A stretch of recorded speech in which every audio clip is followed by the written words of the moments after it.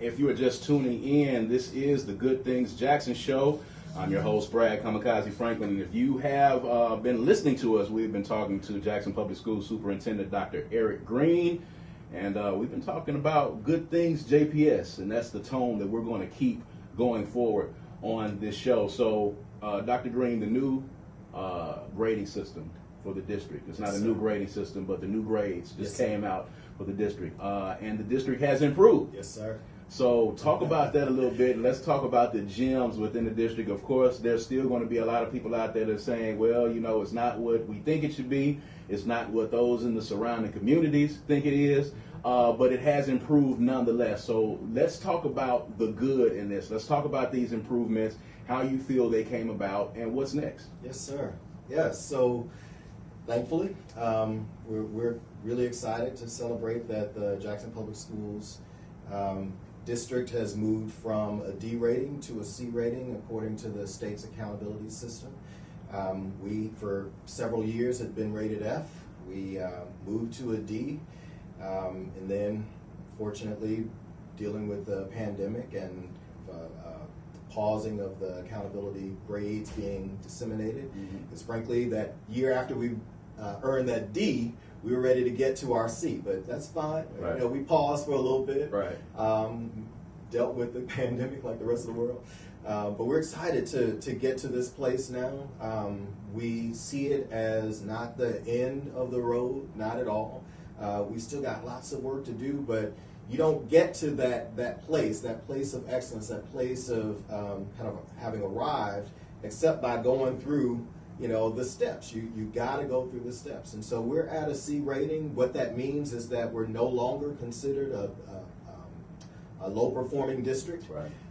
With all the challenges and all the things that we still need to do and improve upon, we have moved. And we've moved because we have a clear set of strategic priorities. We've moved because we've been fighting and pushing and challenging ourselves as educators around what it means to educate young people, what good instruction looks like, how to engage young people, how to provide them with the supports that they need, because some scholars start at the starting line, Right. Some scholars start well behind, far behind the starting line, and they've got to catch up to the starting line, let alone run the race. Right. We understand that, right? That's been our work for a while. Right. We also understand that there's some things that we can do to help our scholars have a stronger start from pre-K or even prior to, and so we've had a major focus on early childhood learning. We've implemented some new curricular programs. We've tried to enhance and have enhanced our professional development. We've expanded the number of seats in early childhood because we are convinced, and data has shown, that when scholars have a really strong early childhood experience, they show up in kindergarten and first grade ready to run their race, ready to really prove and demonstrate their brilliance. You know, so that's on us to give them those experiences. We've been able to hold leadership pretty consistently over the last few years. While we still have a good bit of teacher turnover, we understand that 40 or so or more % of our teachers are in that 0 to 3 years of experience. And so knowing that, we've organized our district around that. So new teachers there's a really strong new teacher induction orientation program that we have. We've put our professional development on steroids. We believe that everyone in the district deserves feedback and coaching. That's everyone. Errick Greene, superintendent, everybody else in the district. Doesn't matter what your role is. You know, you can improve in your work with some really quality, high quality feedback and coaching. And so we've taken that on. That doesn't always feel great. Right? It just doesn't. Accountability does not feel great all the time. But here's the thing: the best athletes, some of the top Fortune 500 and other business leaders, they have coaches. They have executive coaches. They have others who are in their ears telling them the things that they need to do to improve. Why would we ever think that we're beyond coaching? But you know, that's kind of a legacy attitude, I would say, for around education that we're trying to bust up and just change. That is how we've seen the growth. That's how we've seen it. We have adopted that as one of our core values, a growth mindset. Another one is relationships. And it's with those relationships, strong, caring, authentic relationships, that when I give you some feedback, you don't see that as a dig or me trying to hurt you or preparing my documentation to get rid of you. No, I want you to get better. Children need us all to be better. And so with this feedback, that's how we'll do it. Right. It's good to come to work. A lot of times when I tell people, when you come to work and you're not worried about that criticism and not worried about paperwork being filed on you to fire you, when you come to work, comfortable enough to do your job, that's when you excel, and not coming in and worried about when someone says something to me, I'm taking that as me being on my way out the door. Absolutely. It happens all the time. People aren't banging down the door to become educators. Right. I mean, that's something we're working to change, and it's not just a Jackson thing or even a Mississippi thing. I don't know anyone who's not concerned about the bench or the pool of educators, whether it's teachers, school leaders, or others. That's a very real issue throughout the country. And, with that, again, everybody's got to grow, right? It doesn't matter if you come in and you've been killing it in another place. Great. Come on in and understand that you can be even better. It doesn't matter if you're brand new, a brand new school leader, or a brand new teacher, brand new superintendent, whatever it is, come on in and let's learn together. Let's get better. Follow the data. Yes. The data's going to tell us, that we're improving, our scholars are improving, and go from there. Yeah. So let's talk about the gems in the district. The grade for this district might not be as spectacular as it is for the surrounding areas, but we've got a #1 school in our district, and I want you to dote on them for a minute and talk about them for a minute. You want to talk about Obama Magnet and the fantastic things that they've been doing over there, and what you feel they're doing right to have that ranking that they have. Very, very proud of Obama Magnet Elementary, and this is not the first time that they've been ranked #1. I believe just a few years ago, maybe early on after my coming on board here. So they've been ranked previously #1 in the state, ranked #1 in the state again. There's lots of things, whether it's at Obama Magnet, McWillie, Lester Elementary, which is #5 in the state. I believe McWillie is 13, and shucks, they're gonna kill me. There's another one that was Wells APAC. That's I believe 18. So we've got a number of schools in the top 20. Several schools rated A and ranked top 10 or top 20 in this grade level or in this subject or what have you. So lots of great things happening in that way. So one of the things that I love about, a few things that I love about Obama Magnet is there's a really strong ethos around excellence and learning and really showing up, engaging and doing your best, persevering to get to that place. So it's fine. You don't know this particular skill or you didn't get a perfect score on an exam or what have you the first time. There's a, as I've seen it, there's a belief around we can all get better. I don't care what your IQ is. I don't care what you did. You can all get better. And you see that in the classroom. You see that in the way that the scholars are talking to one another, the educators are talking with them. There's also a really strong parent engagement at Obama. I've seen it at some other schools as well. McWillie has really strong parent engagement. Some other schools that I've seen, and I'm just so thankful that parents are wrapping their arms around those schools. They understand that this school works better when we're engaged in very positive ways. Of course, we've got some wonderful educators at Obama Magnet. We've got some, strong leadership who understands that they don't need to, micromanage the school leader, but to be a part of the team and support. I think we're changing what it means to be an educational leader in this district. I feel like I'm a strong educator. I feel like I know some things about education, and I've walked schools, I observed classrooms. I was at Obama Magnet maybe 2 weeks ago or something like that, walking classrooms and giving some feedback, but also taking some feedback, hearing some things from the educators, from the teachers, the school leader, and others. So these are some of the things that I think really rise to the top as you think about what is the magic at Obama. But I'll tell you, at Lester Elementary as well, It's a small school with, again, you walk through the school and you feel it. You feel that ethos, that culture of excellence. Right. This is what we're striving towards. We're not wasting a bunch of time. We're not, saying it's correct when it's not, or good try, or whatever. No, we're pushing and challenging, but we're doing it in a way that folks don't, feel beaten down. Right. Little folks, yeah, don't feel beaten down. Right. So they make me excited. Right. Let me not. I don't want to fail to call out Callaway High School. A lot of times the secondary schools don't get the love. Right. And they're a B school. Absolutely. Yeah. Rated B, lots of growth, academic growth, but also lots of growth around culture. And for all the challenges that we've seen in some other schools and stark changes, improvements around culture and that at Murrah as well. We say a lot about the things that aren't working, but when we see things improve, when we see schools and school leaders and educators really showing up, we need to make sure that we shout them out because, again, people aren't beating down the door to become educators. So in talking about things, Dr. Greene, that are working, and the fact that the news of the things that are working not getting out there as much as the negativity.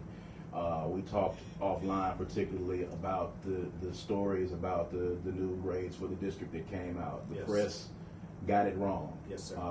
There's no other way to put it except that they got it wrong.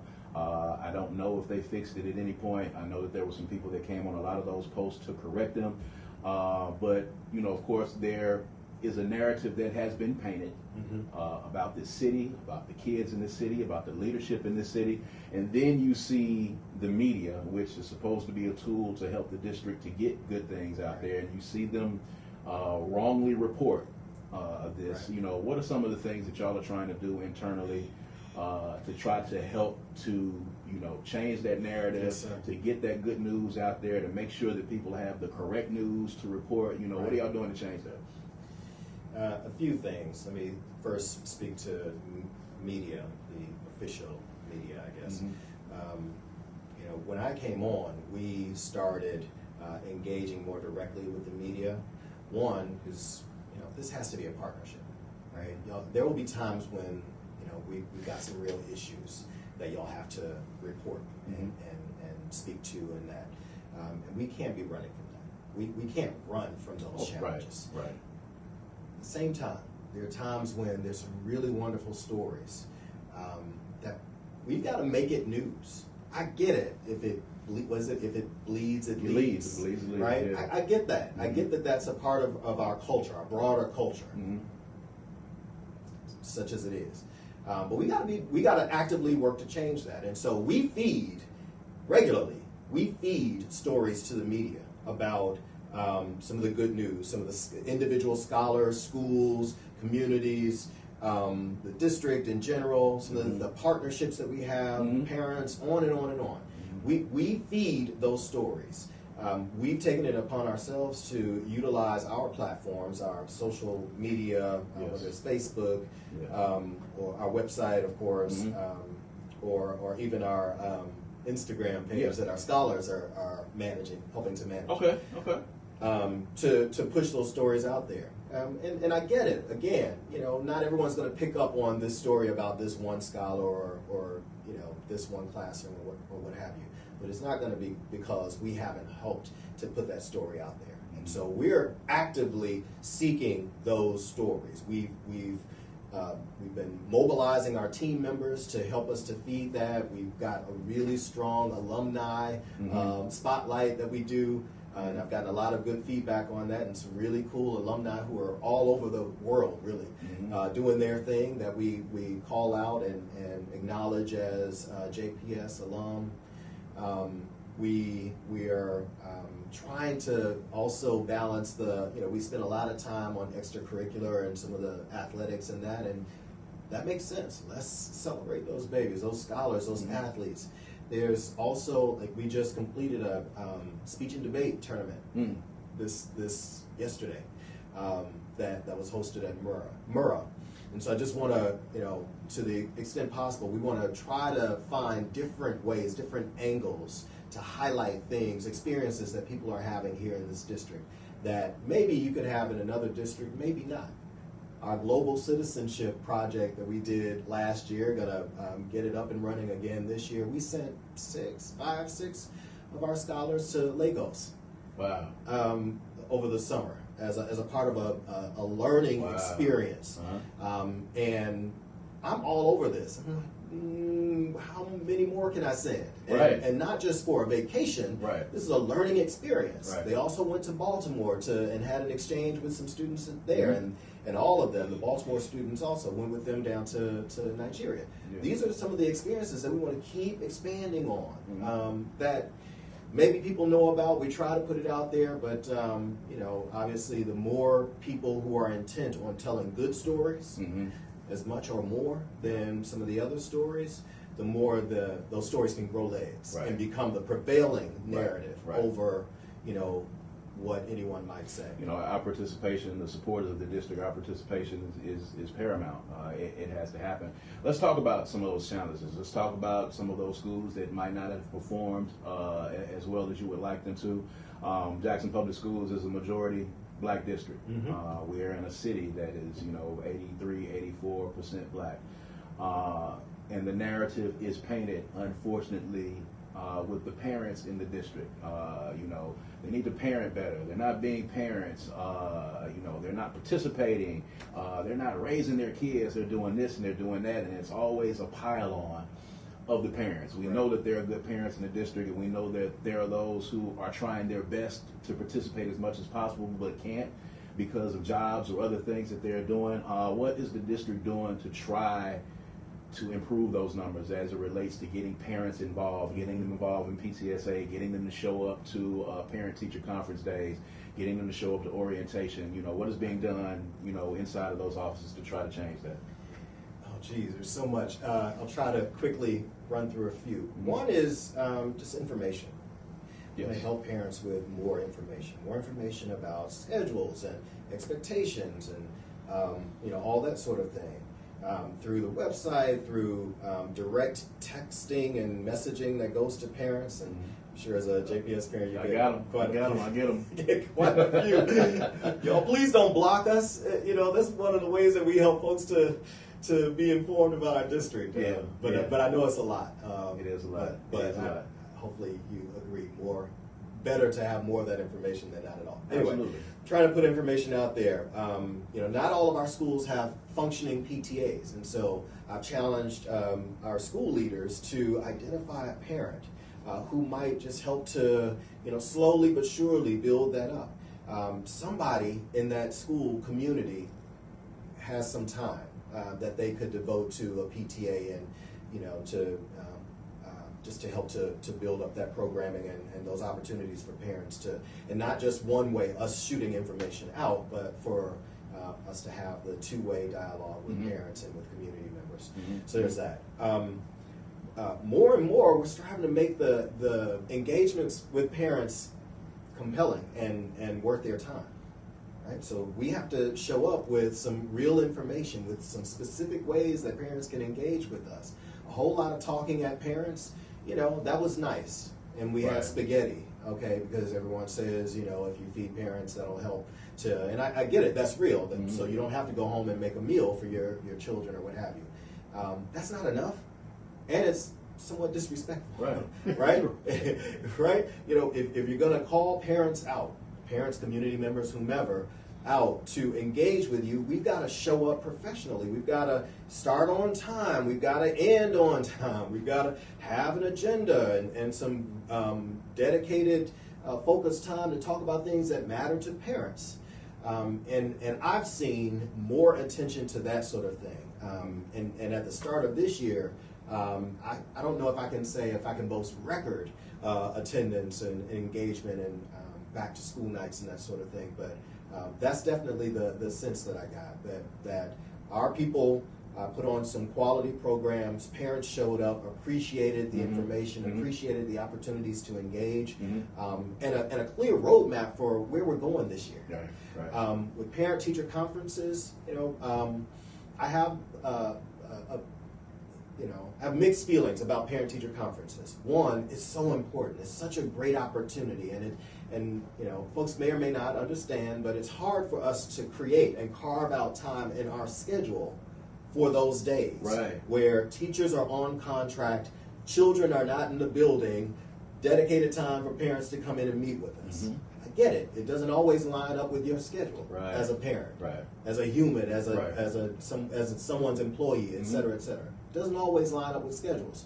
But trying to recreate that outside of those times that are already set aside is hard. Mm-hmm. And yet, we got to do it. Because I need to have a conversation with you about how little Brad is doing or your daughter is doing in school. Yeah. Academically, socially, all those things. And get some questions for you, maybe enlist some specific things, your support with some specific things that you can do at home, whether it's vocabulary or having a read periodically throughout the week, et cetera, things that you don't necessarily have to have a degree in education to support with, but you can make sure that your little person is doing this. Right. Flashcards. That's not a bad thing. We can still use flashcards. Absolutely. Vocabulary words. Right. This book on grade level, that book on grade level, reviewing your tests and the things that were corrected on your test, whatever it might be. Mm-hmm.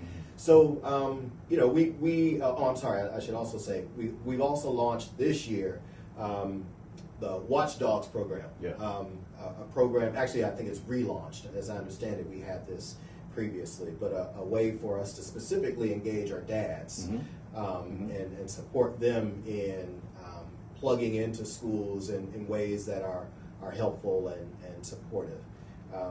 We need lots of things, right? So the greeting in the morning, that's very helpful. Yes. The greeting or sending them home after school, perhaps serving as a hall monitor the one day out of the semester that you can. Right. That's awesome.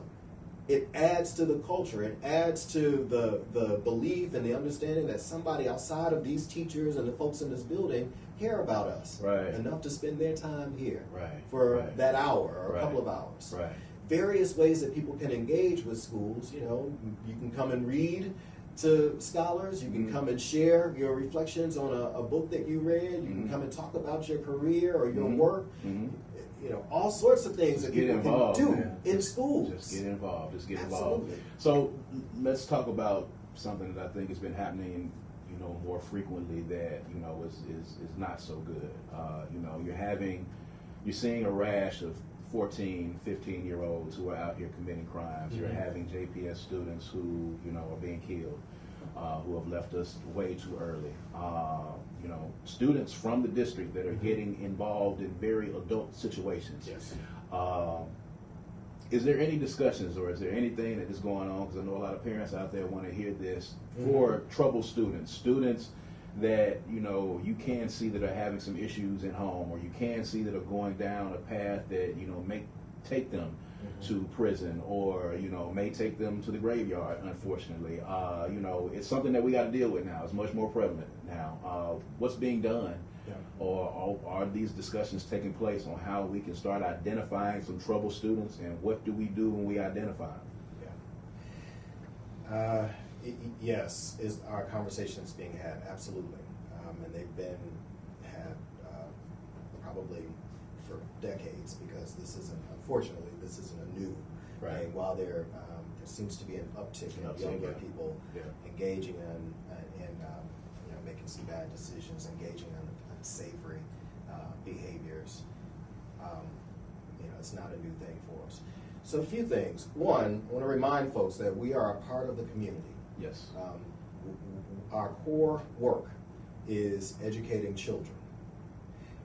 We have to be in partnership with parents and with our faith-based community and with nonprofit organizations, with the police department and with the Parks and Rec department from the city, and mental health, and all these different entities to support young people in making better decisions and living safe lives, productive lives. Please do not buy into this narrative that your school system is supposed to fix this. These young people come from homes. And if in the home we don't believe we can fix it, why would you believe that the school system can fix it? We have a role to play, absolutely. Yes.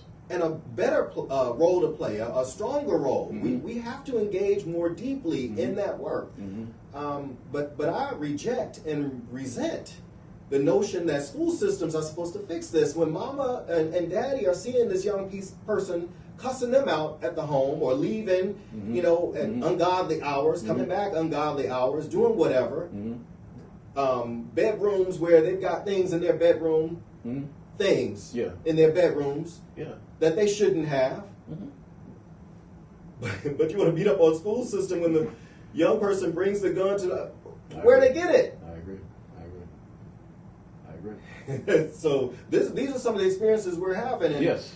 You know, so anyway, so what are we doing? Right. So with that precursor, what are we doing? I completely understand. Yeah, because again, that's some of the conversation I'm hearing, and I'm blown away by it. Yes.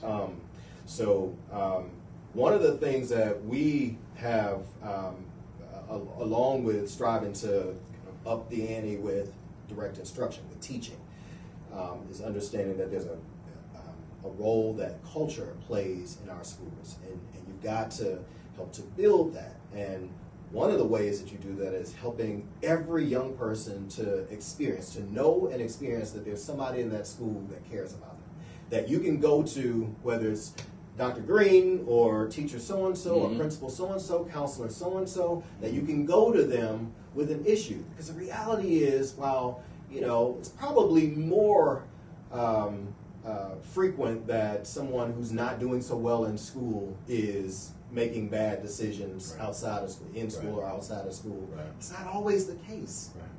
It's not always the case. Not every child who brings, you know, something to school that they shouldn't be bringing to school or engages in a fight or whatever is a failing student. That's just not true. And again, they all come from somebody's house. So there's that too. Not all of them are without a home or what have you. Some have two-parent homes, solid two-parent homes. All those things. So making sure they have someone that they can go to, and that's an intentional body of work that we're doing. So whether it's through advisory or morning meetings, afternoon meetings that we have with scholars, just checking in with them. There's some strategies that we've have been taught and are teaching our educators around how to check for just kind of how is this young person doing as they walk into the door. Just to do a quick scan. Are they disheveled? Do they seem like they're in a bad mood or what have you? These are some of the things that if we can spot them, we can probably head off some turmoil or some foolishness down the road, and we can just help them to like, oh, looks like you're not having a great morning. What's going on? Sometimes they just need to vent. Sometimes it's a real thing that we need to address before they engage with other scholars and you know, get into some conflict or something. It could be I didn't eat. Could be I got in trouble this morning. Could be my brother or somebody was messing with me walking to school or on the bus. Could be any number of things. But just that, checking in with young people at the start of the day. We have a whole kind of social and emotional, not just program, but approach to schooling. So the belonging thing, are you involved in any activities? Doesn't matter what it is. If you're involved in an activity, you're more likely to feel good about this space. Again, to the caring adults, if there's someone that you can identify who, you know, you can go to with a problem. Our counselors are taxed. They are. And it's a part of the counselor's role that if the teacher or the, you know, person who's you know, bringing kids into the building, if someone in the main office or custodian or someone in the cafeteria notices that little Errick is struggling, make a referral to the counselor. The counselor can do some kind of checking in and help to connect them with, they might need some support through Hines Behavioral supports or Marion Counseling. They are partners that work with us to help us to identify and work through any of the social, emotional, or mental stressors that young people might be going through. In addition, we really try to incentivize good behavior. Individual good behavior and group, collective, right? So as an individual, you did all these nice things, random acts of kindness, whatever it was, great. So some incentives there. but also as a classroom or as a grade level or as a school. You know, we used to celebrate days of peace, no fights or what have you in the school. So that's a big thing, and so you want to support that. Yeah, you definitely want to support the good things, and we definitely want to end on a positive note, and that is a positive note. Dr. Greene, we're going to have you back in here again because I think we want to continue to change this narrative. Let's do it. You know, anything that JPS has great that's going on, please bring them on the Good Things Jackson show. And of course, you know, we're going to see you out in the community, and as a parent, I want to thank you for what you've done for the district and the improvements in the grades. If you are a parent and you have a kid in JPS, if you are an alumnus of JPS, help us to change the narrative about our school district and stop letting people spread this negative propaganda.